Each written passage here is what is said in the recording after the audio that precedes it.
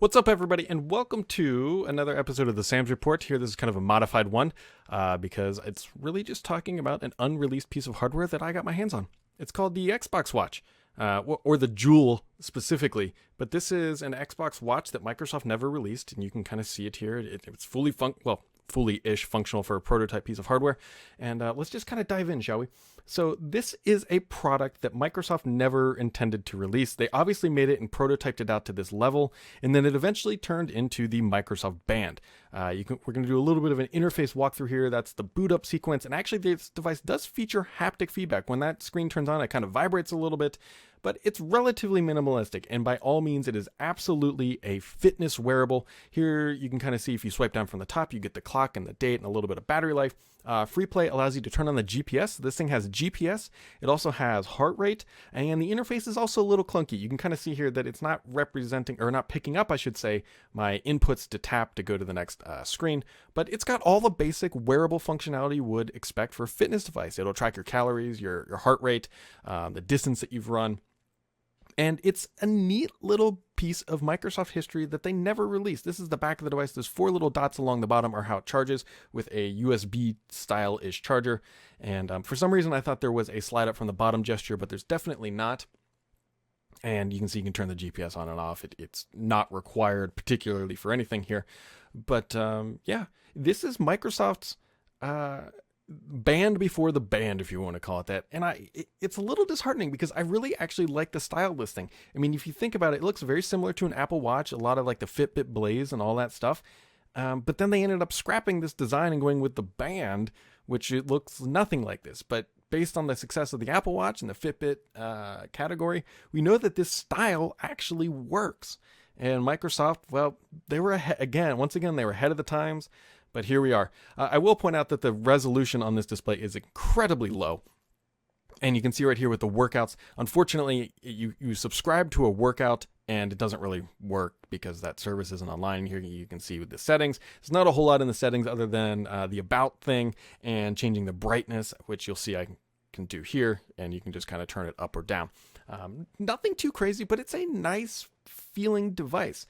Besides the fact that the interface is a little clunky, it's a little slow, it is prototype hardware at the end of the day. And it hurts a little to say, Microsoft, maybe you should have launched this one, but would have done better than the band. That is a question we will never know. But at the end of the day, they didn't make a third band. So he couldn't have done any worse. Let's just put it that way. Now, I do fully agree that this should not have been in the Xbox brand because Xbox is gaming and this is very much a fitness wearable. And it doesn't really tie in. It was supposedly going to work with the Kinect as well, but I don't quite see how that's gaming related. And we all know the kind of story of the Xbox. And you gotta remember, this thing was coming out around 2013, 2014. So it's a different kind of era than 2018. But that being said, it had GPS, it had heart rate monitoring. It was a forward-thinking device, and I think Microsoft did a good job here. People will probably wonder why it kind of looks funky, like there's this little beveled edge here that's quite large. I suspect that there's bands, like wearable bands that go over top, and that would allow you to wear it like a watch, and it would actually connect on these types of things. And so, it's a little saddening because I really actually like this thing. But is it perfect? Absolutely not. Would it have changed history for Microsoft in consumer space? That is something we will never know, but it never made it out of here. I think the biggest takeaway here is that Microsoft had a Square Watch interface many, many, many years ago, and it never made its way. They went down a different path that we know that ultimately didn't work. And you know what? And so here we are. I did do a full write-up, by the way, which will be linked in the comments below, or the little section below that has a full gallery, and it will show you the interface in much better detail and kind of more fine-tuned writing of, not a review because it's prototype hardware, but just kind of giving some overall just kind of opinions and talking about this thing.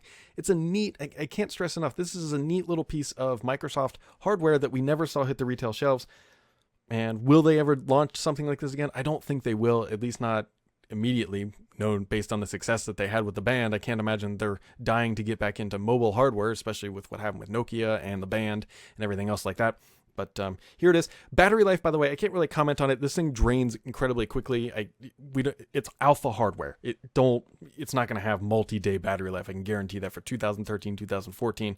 These things have probably been sitting in a warehouse for who knows how long. And but yeah. So here it is. This is the Xbox Watch, or also known what was Jewel inside the company.